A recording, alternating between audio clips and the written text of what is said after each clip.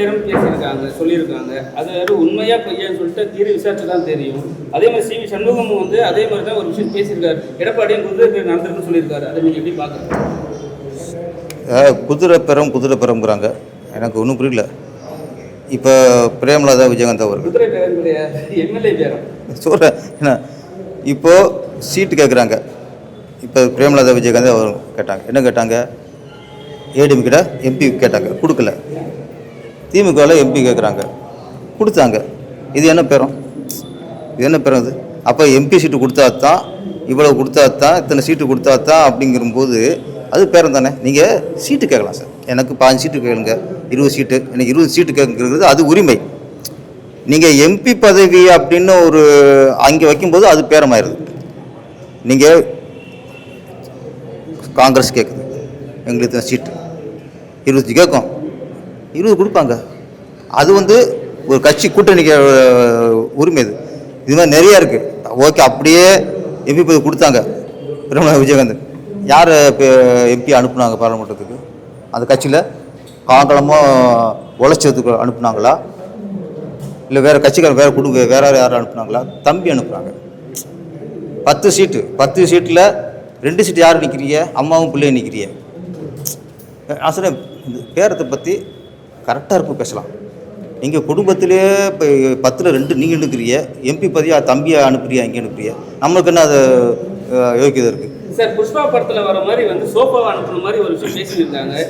எதிர்கட்சி தலைவர் கூட அதை பற்றி பேசினார். புஷ்பா படத்தில் வர பாணியிலே வந்து சோஃபாலாம் அனுப்புறீங்க, அதுக்கப்புறம் வந்து சிஎம் போய் பார்க்குறேன்ட்டார். அது நீங்கள் எப்படி பார்க்குறீங்க? ஓகே, அதுக்கு முத நாள் திருமாவளவன் ஆஃபீஸுக்கு சோஃபா போச்சுல, அதுவும் பேசியிருக்காங்க. போச்சு பேர். நான் சரி, ஒரு சிஎம் ஆகிட்டார், அவர் நம்ம ஆஃபீஸுக்கு வருவாருங்கும்போது ஏற்கனவே உள்ள ஒரு சோஃபா அழுக்காக இருக்கலாம், பழசாக இருக்கலாம். அப்போ சிஎமுக்கு வரும்போது ஒரு புது சோஃபா போடலான்னு பண்ணலாம்.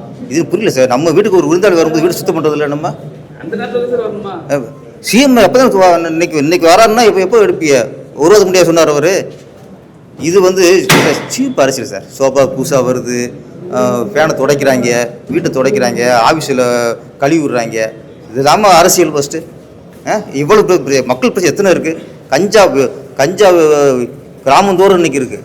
அதை பேசுகிறதுக்கு வக்கு இல்லை. அதை சொல்லுங்கள் சார். ஃபஸ்ட்டு கஞ்சா இருக்குது, அதை ஒழிக்க சொல்லுங்கள். மது கடை குறைன்னு சொல்லுங்கள். பெண்களுக்கு பாதுகாப்புன்னு சொல்லுங்கள்.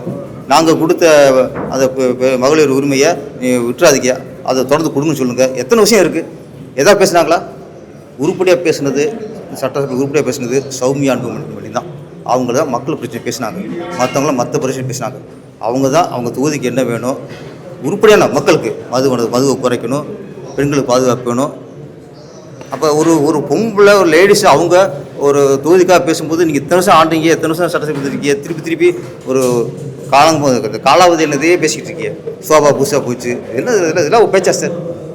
சார், லைவ் இப்போ வந்து சட்டமன்ற முதல்ல லைவ் கொடுக்குறது ரொம்ப கம்மியாக இருக்கும். இப்போ டோட்டலாகவே லைவ் கொடுக்குறாங்க. ஆனால் அந்த லைவ்ல கூட என்ன பண்ணுறாங்கன்னா, ஒருத்தர் பேசும்போது அமளி பண்ணுறாங்க. அவங்களோட எதிர்ப்பு பேச்சு பேசும்போதெல்லாம் அதை கட் பண்ணி காட்டுறாங்க. அதை எப்படி பார்க்குறது மக்களாகிய நாங்கள்? என்னை பொறுத்த வரைக்கும் இது எப்படி பேசணும்னு தெரில.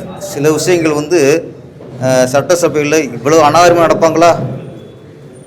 இவ்வளவுலாம் கீழ்த்தரமாலாம் குரல் கொடுப்பாங்களா? இப்படிலாம் அசிங்கமாக சண்டை போட்டுக்குவாங்களா? அவங்க மக்கள் பார்த்தா வேதனைப்படுவாங்க. என்னை பொறுத்த வரைக்கும் எல்லாத்தையுமே காட்டுறதும் தப்பு தான். ஏன்னா மக்களுக்கு உங்கள் மேலே நம்பிக்கை போயிடும். ஒரு பேசும்போது நீங்கள் இங்கேருந்து ரவுடி மாதிரி கத்திக்கிட்டு இருந்துச்சிங்களே, அது எல்லாத்தையும் லைவாக காட்டினோம்னா, நான் முதல்வருக்கு சொல்கிறேன், சிலருக்கு வேண்டி சில எதிர்த்து கேட்கலாம் லைவாக பண்ணிட்டு. லைவாக பண்ணும்போது நல்லதான், என்ன நடக்கும் மக்களுக்கு தெரியணும். அதே நேரத்தில் ஒரு நம்பிக்கை போயிடும். அதை கொஞ்சம் எடிட் பண்ணி பண்ணுறது நல்லது. பண்ணலாம். ஏன்னா சட்டசபையில் ஒரு புனிதமான இடம், அது மக்கள் நம்புகிற இடம். அதில் சில கூத்துலாம் பார்க்கும்போது நம்பிக்கை போயிடும்.